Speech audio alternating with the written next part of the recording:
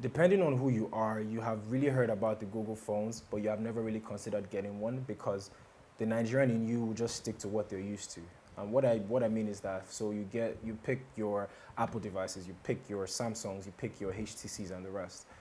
The Google Pixel 3 came out in 2018 November and was probably one of the best smartphones on the market. It has a great camera, great software. I mean, it has its ups and downs, but one of the best smartphones that came out of last year. But the question now is that how does it stack up 1 year after when you consider that the Google Pixel 4 comes out in a month or two? My name is Koinsola Oshinubi, or you can just call me KJOS, and this is my first official YouTube review of the Google Pixel 3 as my daily driver.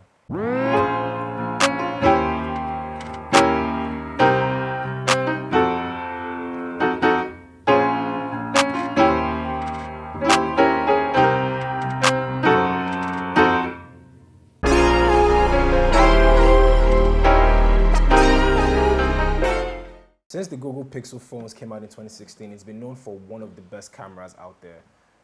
It's literally the best point and shoot camera you can get on the market.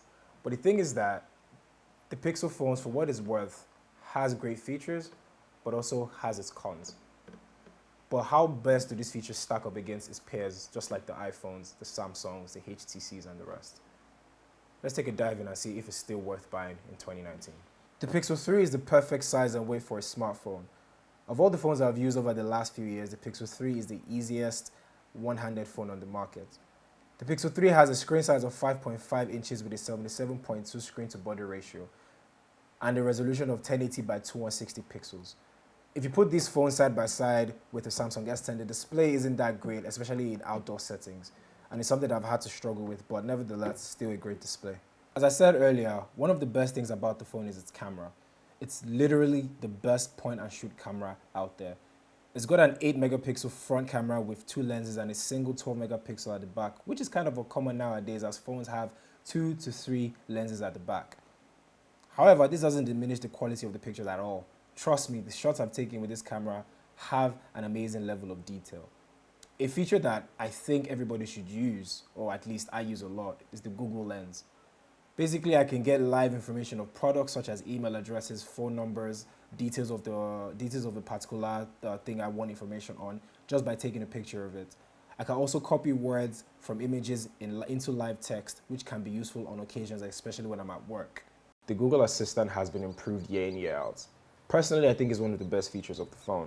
I see myself sending reminders. I see myself booking Ubers without even touching the phone. I see myself also opening apps. So, this is what it's about. Book an Uber. Where are you heading? Victoria Island. Alright, Uber to Victoria Island, Lagos. What's the weather? Right now in Lagos it's 26 with a thunderstorm. Today, there'll be thunderstorms with a forecast high of 28 and a low of 23. Set a reminder.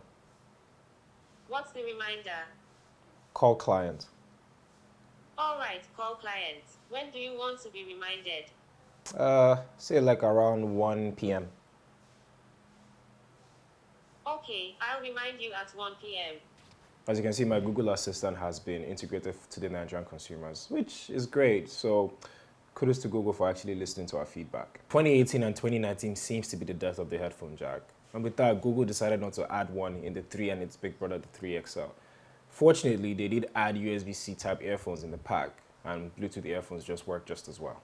The back panel of the phone is made of glass, and this makes it very easy and satisfying to hold. However, it's literally a scratch magnet, which means it could even get scratched right in your pocket. You definitely want to put a case or skin over it, or yours could just end up like mine, looking cracked like this. So all these features are great, right? But the only thing I hate about this phone, or the most disappointing feature about this phone, is the battery. The good news though, that the 3 and the 3XL have fast charging. So you can charge up to 50% in 30 minutes or 100% in about 45 minutes. And for users like myself, that's great. So the ultimate question, the only reason you're watching this video, is the Pixel 3 worth getting in 2019? And the answer is yes and no. The Google Pixel 3 has been for me the best phone I've used in 2019. Has a great camera, has great specs, has very, very great software. I think this is probably the smartest smartphone you can get on the market. But the Google Pixel 4 comes out October 2019 and is massive, has massive improvements on the Pixel 3, from Face ID to gestures, has 6 gigs of RAM as opposed to the 4 gigs that's in this phone. So it depends on what you want. If you're willing to wait, the Pixel 4 is the phone for you, although it will be a bit pricey because it's new and it has all the great specs. However, if you're interested in the 3, you can get it at any local phone store in your area, or you can get it in the Google Store. I've included a link in the description below, so just check it out. Anyway, that's my take on the Pixel 3 as my daily driver. What are you looking for in the Pixel 4? Or what phone are you psyched about seeing in 2019?